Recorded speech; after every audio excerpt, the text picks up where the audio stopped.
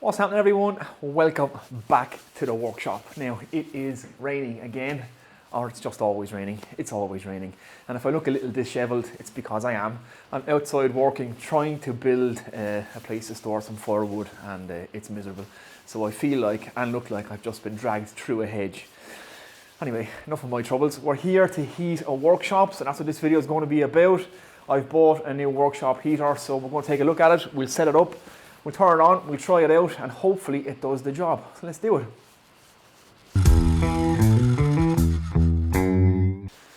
Okay, this is what I opted for then. This is a SIP 512, 512, 512, whatever way you want to say it, propane blow heater. Now it's one of those torpedo style blow heaters. Essentially it just ignites the fuel source in here and blows it out with a fan.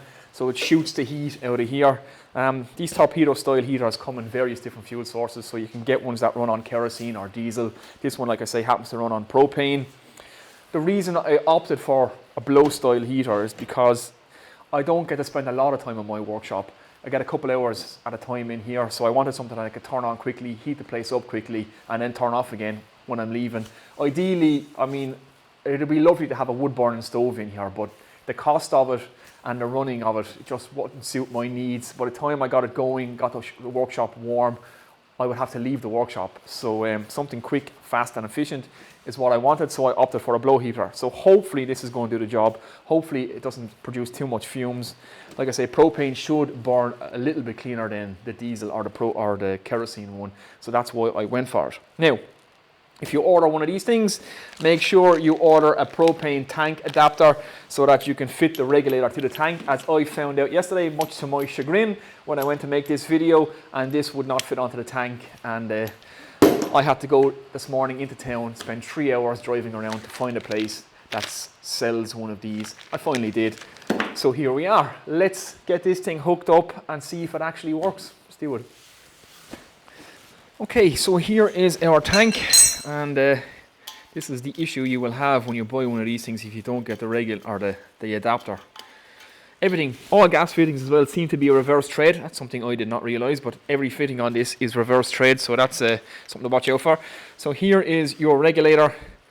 As you can see, it doesn't go together, so you need one of these. This is the adapter for joining this to this, and when you're handing back your gas bottle, make sure you take your adapter back off, because they're around 15 euros a piece, and that would suck to lose it.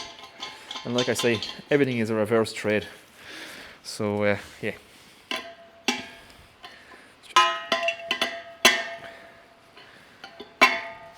Let's just tighten this on. That should do. And for this guy, again, I'm assuming this is reverse thread too, yeah.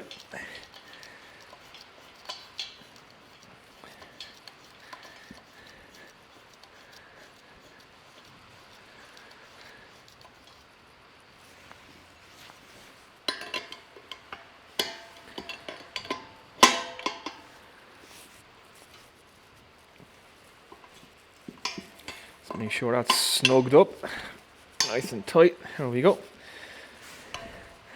So we're hooked up to our tank. Let's check it out. Okay, let's give this thing a blast and see what we get. So obviously we have to plug it in. So I have an extension lead just set up there. Switch the switch, the fan should come on. There we go. Turn on my gas. Okay. Press in the gas valve and then press the ignition.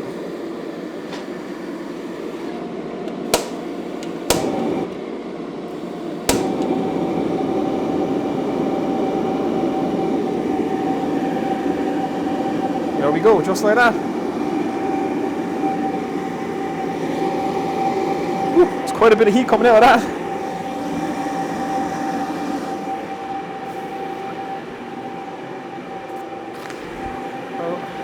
Just to give you a visual, you can see how much that's blowing, and there's quite a blast of heat. Okay, just to give you a look, that's That's what it looks like inside. You can see the flame and the heat source there, and it's kicking out quite a bit of heat. This, they say, I think it's 350 meters cubed, which is about 100 meters cubed more than my actual workshop. And it's only been on less than a minute, and I can already feel it getting hot in here. So yeah, it's pretty powerful. Right, so you can see the heater set up over there, and this, I'm at my workbench, and I can feel the heat blasting off that now. It's been running for just over a minute, and it's already warm enough in this workshop now. I don't need it to be roasting hot in here. When you're working, you're warm anyway, but it's literally just been running for a minute, and the whole workshop is hot. So yeah, I'm pretty happy with that. I can't really get a smell of any fumes, so it seems to be burning fairly clean, which is good. And yeah, now obviously that is an open flame, so if you're in an explosive atmosphere, that's no good for you. If your shop has a lot of sawdust in it, probably not a good option for you.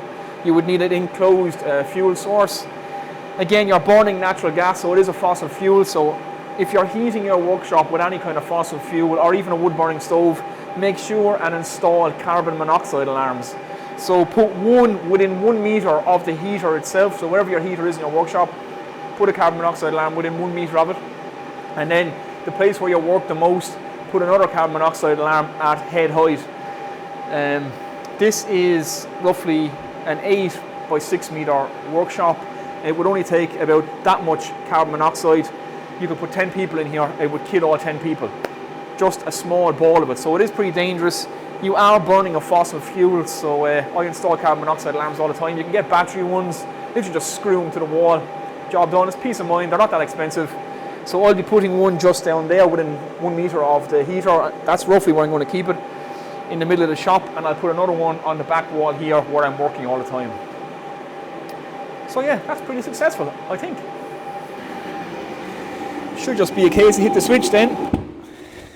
Hey, voila, and turn off our gas. Just like that. Right, there we go. That is my new workshop heater. I'm pretty impressed with it so far.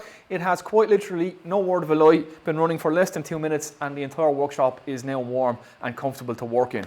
So that's exactly what I wanted, something I can turn on quickly when I come into the workshop. I get an hour or two in here maybe at the most at times. I don't get to spend all day in here, so I want fast heat that I can switch on and switch off. That's what this thing is doing for me. I can't really smell any fumes, so it's burning pretty clean. One thing you will have to do is get some sort of ventilation in your shop if you're going to run one of these torpedo style heaters.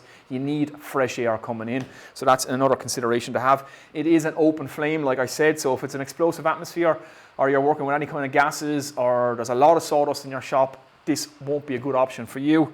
But for anybody else with a home workshop, a garage, you need quick, powerful heat source, this could be ideal. Now, how efficient it is, I do not know. So how long this bottle of gas will last, I'm not sure. I'll do a workshop update video. I'll include an update on this with it. So I'll run it for a couple of months and see what it costs. The heater itself, just to let you know what I paid for it, I got this for 124 euros. I'll leave a link in the description to where I bought it. The gas bottle cost me 33 euros.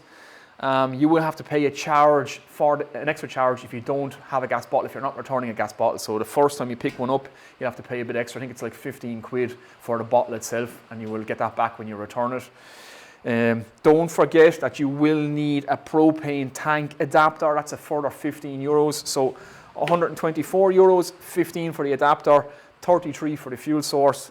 So how long it will last, I don't know, and how cost effective it is, I don't know. So that's all in a later video, I guess. But for now, I think pretty successful. My shop is nice and warm, so happy days. So yeah, hopefully this has been useful for you guys. Don't forget to hit the like and subscribe button. Comments and questions below, I will get back to you. And I shall see you in the next video. Take it easy.